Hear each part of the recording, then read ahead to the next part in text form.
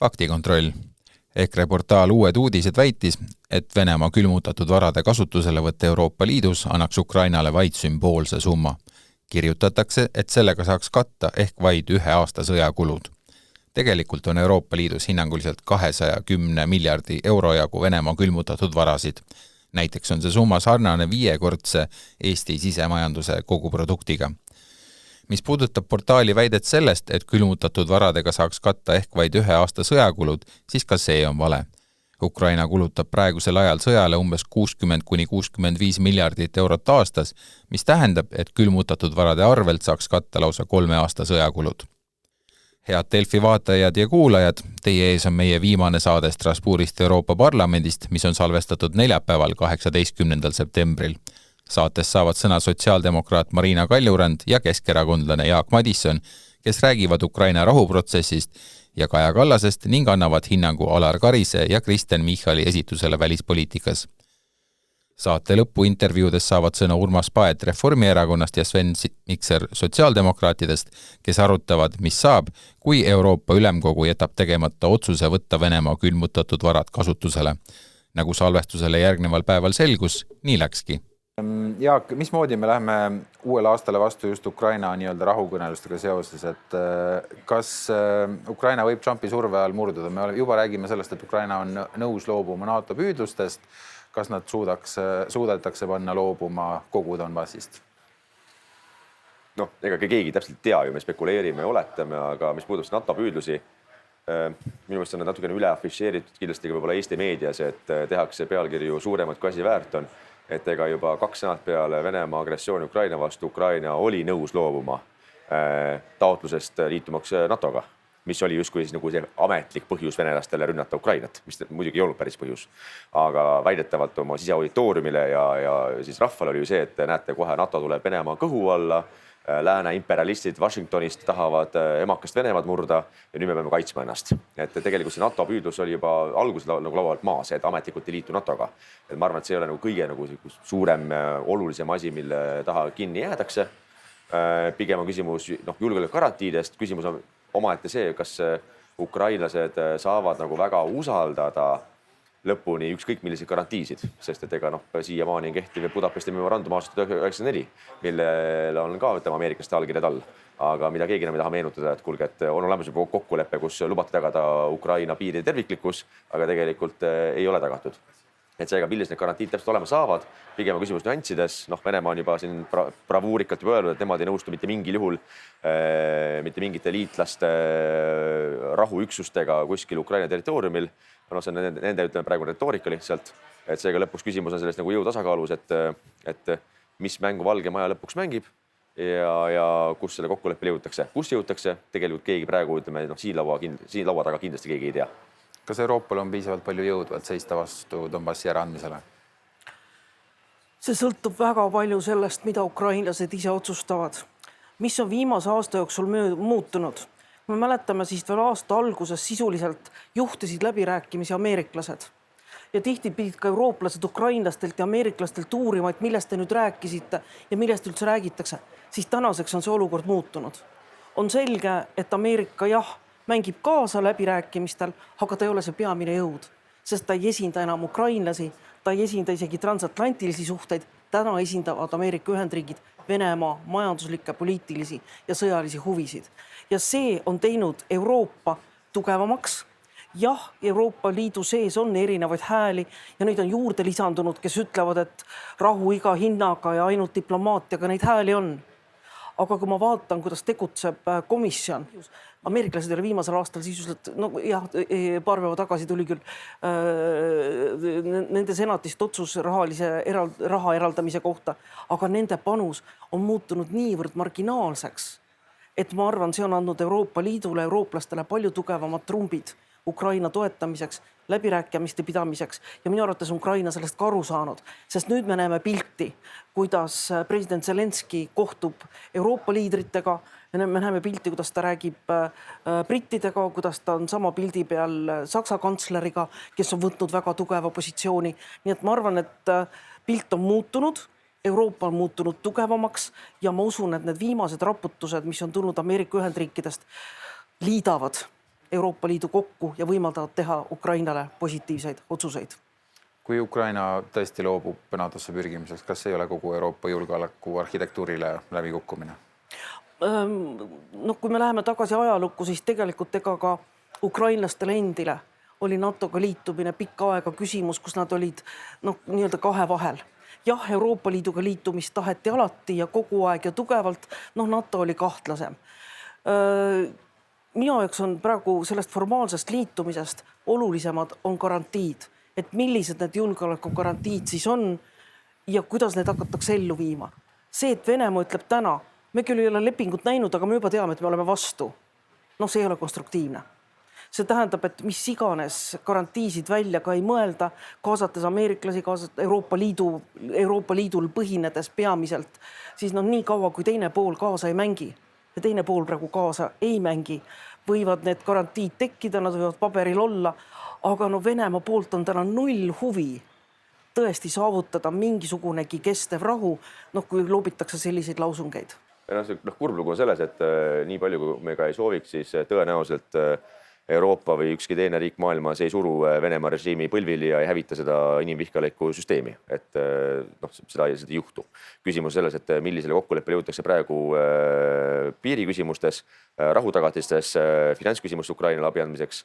Ja küsimus ongi see, et kui pikalt see rahu kestab võib-olla aasta, võib-olla 5 aastat, võib-olla 10 aastat, ega igavesti ei kesta, aga ütleme, et võib-olla täna on õnneks seda vähemaks jäänud, aga ma mäletan väga hästi nagu 2022 sõjablogisid Delfis, kus kõik kodukohut eksperdid räägivad, et nädal aega veel ja Venemaa on põlvili surutud, kohe on raketid otsas, kohe on tankid otsas, et kohe on nagu süsteem hävinenud ja siis Eesti rahvas loeb ja vaatab, kurat, lõpuks on see süsteem hävitatud. Ja tegelikult fakt on see, et neil seda inimressurssi, millest nad ei hooli, on tohutult. Nad ei loe inimelusid. Et meie loeme inimelusid, Ukraina loeb inimelusid, aga nemad ei loe.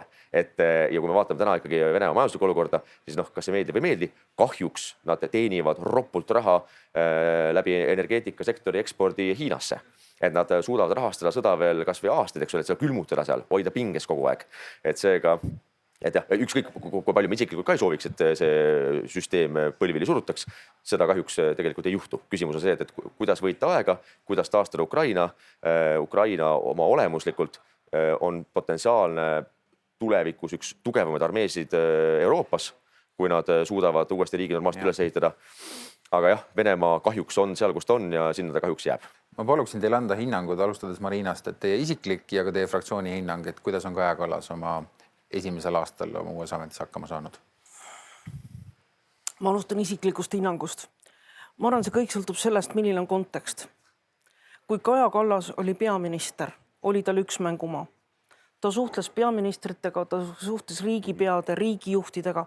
Ta võis rääkida Eesti seisukohti, ta oli häälekas, ta oli mõjukas, ta rääkis kaasa. Täna on ta täiesti teises olukorras. Täna mängib ta nii-öelda teises liigas. Ta on välisminister. Ta on Euroopa Liidu esivälisminister, kelle portfelli on maksimaalselt kärbitud.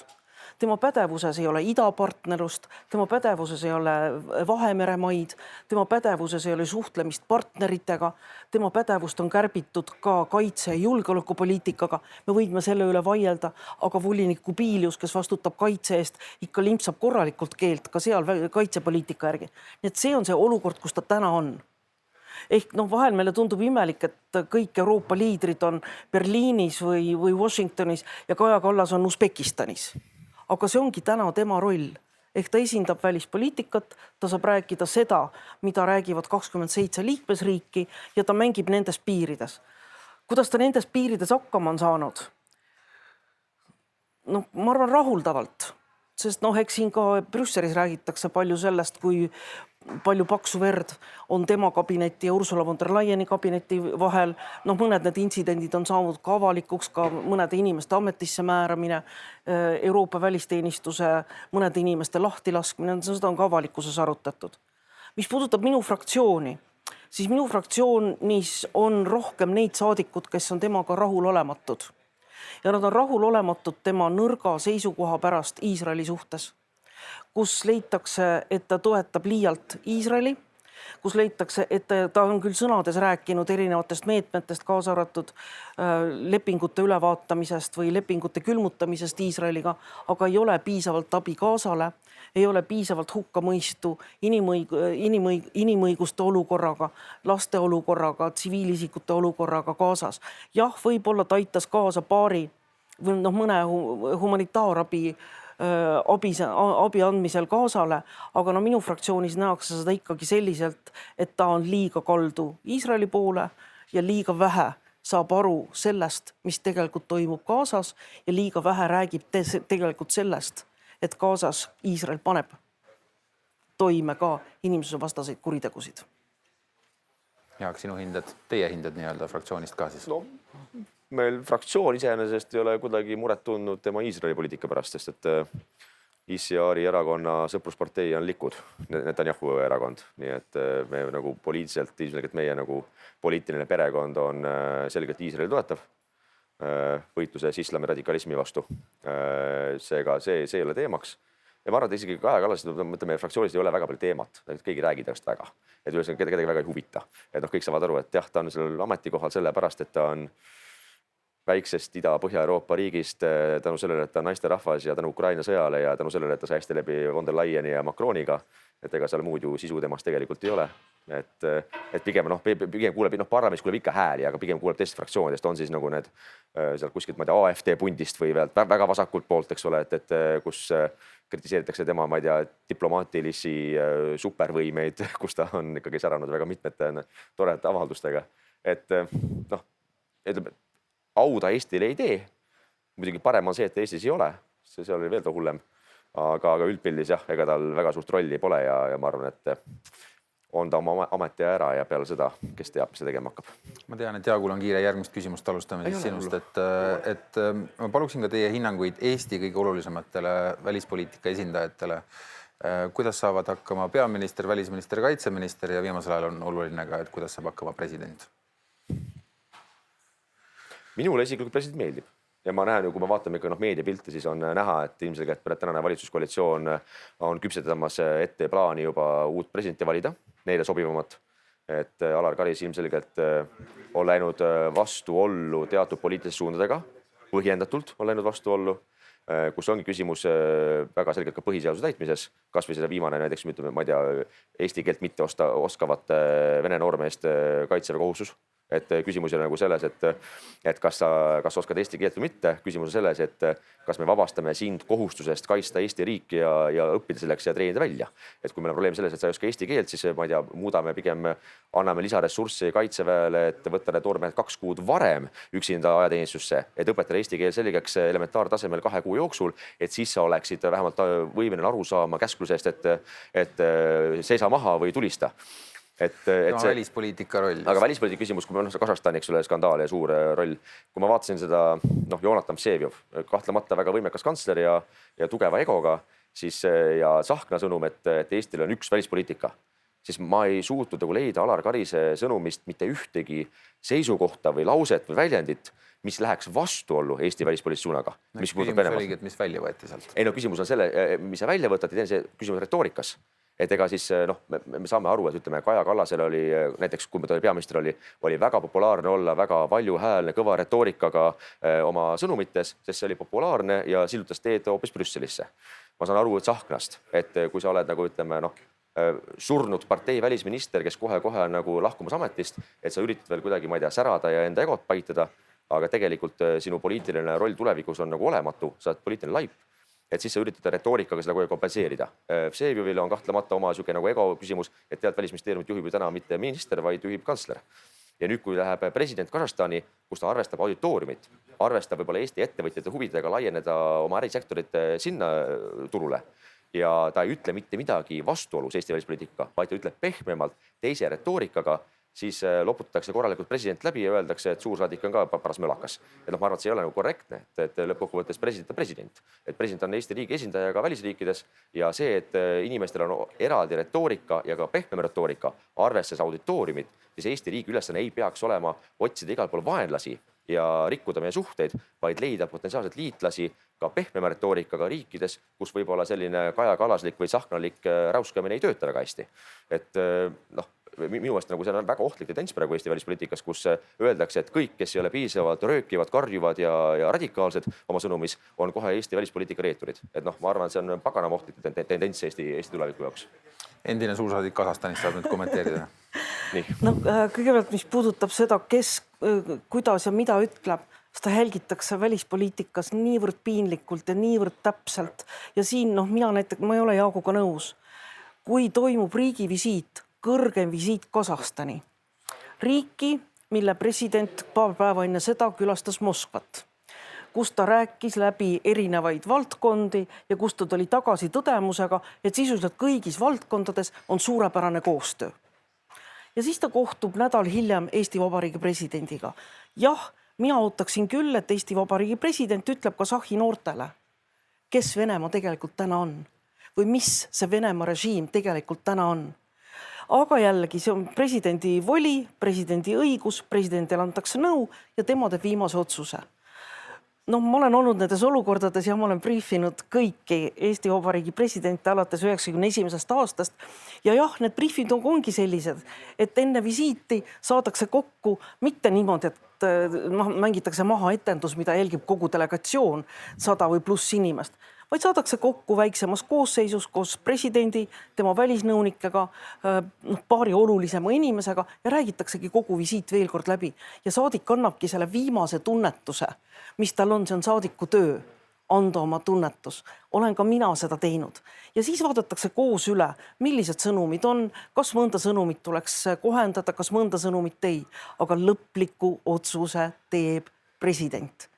Ja tegelikult ka mina ei saa aru sellest klapperjahis nüüd suursaadik Ora vastu.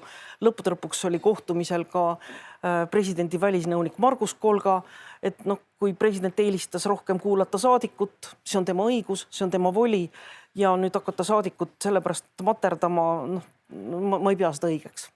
Aga ikkagi see vastutus lasub presidendil. Ja mina oleksin oodanud, et Kasahstanis, keda veel praegu süüdistatakse ka või on kahtlused selles osas, et püütakse vedada Venemaa kaupu ja püütakse teha äri ümber Venemaa, et ka nende süüdistuste või nende kahtlustuste kõrval või nende taustal oleks ma oodanud selgemat sõnumit. Mida arvab sellest äridelegatsioon? Olen näinud mitmeid äridelegatsioone, kes on külastanud Kasahstaniga poliitiliselt palju kergematel aegadel, tulnud sealt tagasi hulga lepingutega, mis ei ole realiseerunud. Nii et ma arvan, et see, mida president seal praegu hetkel ütles, vaevalt nüüd meie ettevõtjate tulevikku nii väga otsustab või määrab, et see sõltub ikka paljudest teistest asjaoludest. Enne saate lõppu teie viimastes sõnavõttudes meil läks väga presidendi keskes. Ma tahaks ka praegult ülemkogu laua taga istuvale Kristen Michalile sellist Eesti välispoliitika tegija hinnangut. Õppigu Soomelt. Ma arvan, et kindlasti Michal poliittehnoloogiliselt on ju tunduvalt kompetentsem ja osavam, kui oli Kaja Kallas. Et ta suudab tunduvalt adekvaatsema mulje jätta vähemalt. Ja ma arvan, et ega ta ei ole ka nii palju, võib-olla pilti trüginud või tahtnudki särada kuskil välispoliitilistes teemades. Et seal on pigem ikkagi olnud Tsahkna soolod ja kahtlemata Vsevjovi. Et seega Michal, ma arvan, välispoliitiliselt ei ole niivõrd trüginud kuskile pildile. Küll aga, kui me peaks millegist tunnustama, siis ma arvan, et tänane Eesti kaitsepoliitika on kahtlemata adekvaatne. Kui me vaatame kaitsekulutusi ja vaatame praegu hankeid, siis kindlasti annab norida nüanssides, et mida võiks rohkem osta, mida võiks vähem osta, kuidas raha kulutada. Aga üldpildis ikkagi täna, Eesti kaitsepoliitiline suund kiiresti likvideerida vigu, mida Reformierakond ise muidugi on teinud 30 aasta jooksul, siis vähemalt see, et täna see olukord lootust andev, et kui peaks konkurenti kuidagi kiitma või natukene kuidagi pehmemalt suhtuma. Ma arvan, et seal ei ole niivõrd palju põhjust väga viriseda või sõimata. Jah, ma olen nõus selles mõttes, et kindlasti ei ole peaminister Michal nii palju pildil, kui oli peaminister Kaja Kallas. Aga minu arvates teeb ta oma töö ära. Ta on olemas, ta räägib. Just äsja oli tal intervjuu ka Euroopa ülestele väljaannetele, kus ta on olnud meie sõnumites väga selge, väga arusaadav. Nii et jah, mina tunnustan teda selle töö eest, mida ta teeb. kui otsust ei tule, mida see tähendab Euroopa tõsiseltvõetavuse jaoks, mida see tähendab Ukraina jaoks alates uuest aastast? No see on igal juhul ikkagi väga suur probleem, kui otsust üldse ei tule või tuleb mingi otsus, millel tegelikku täitmist ehk siis ka reaalne raha ja tugi Ukrainale hakkaks liikuma, et ka ei järgne. Et see saab olema ikkagi Euroopa autoriteedile ja ka enesekindlusele järjekordne ikkagi suur obadus ka muu maailma silmis, nende silmis, kes just Euroopat ja Euroopa Liitu liiga palju ei armasta. Ja muidugi saab olema väga tõsine praktiline probleem Ukraina jaoks ja selle kaudu ka kogu Euroopa julgeoleku jaoks. Et kui me kõik ju teame, et paralleelselt käib ju jätkuvalt, siis Ameerika peab kõnelusi Venemaaga ühes või teises formaadis. Ja kui ka selles protsessis on selgelt näha, et töötatakse Euroopa tugevama positsiooni vastu Ukraina aitamisel ja üldse siis ka Euroopa tuleviku sellise julgeoleku arhitektuuri mõttes, siis selge, et see sellisele Euroopa autoriteedile kasuks ei tule. Ja teistpidi see võib ka Euroopas sees veelgi rohkem tekitada selliseid meeleolusid, et teatud seltskonnal ongi võimalik väga põhimõttelise tähtsusega otsuseid lihtsalt kas lõpmatuseni venitada või siis sootuks kraavi keerata.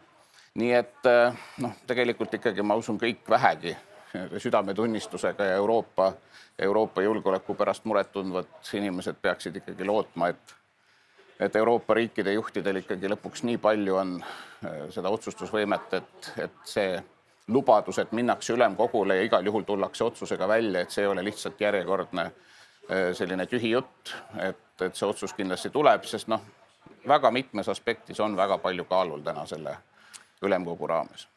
Ma arvan, et iga päevaga üha vähem tõsiselt võetavalt mõjuvad ka need hirmud, mida siin püütakse väljendada, et justkui ei oleks külmutatud varade kasutamine juriidiliselt kuidagi pädev või et see võiks kohtus kokku variseda või et sellel võiksid olla mingisugused väga suured tagajärjed Euroopa pangandussektori stabiilsusele.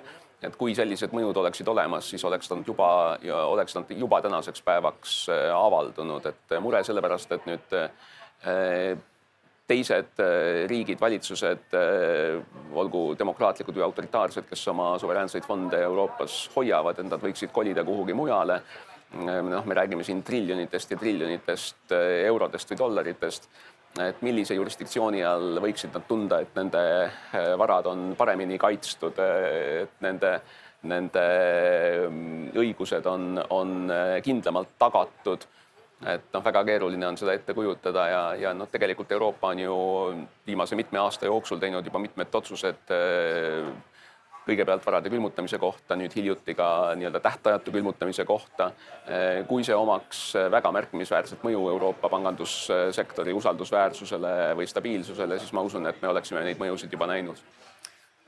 Teie kahekesi olete siin tugevad Ukraina toetajad. Eestis on ka poliitilisi jõude, kes seda nii väga ei ole. Me peame panema teoreetilise tagatisena mängu 100 miljoneid eurosid, kui see plaan läbi läheb. Ja see tähendab, et võib tekkida ka sellist teatavat trotsi Eesti sees nende seas, kes külvavad ühiskonnas vastasseisu Ukraina toetamisele. Et kuidas seda maandada, kuidas nende riskidega tegeleda?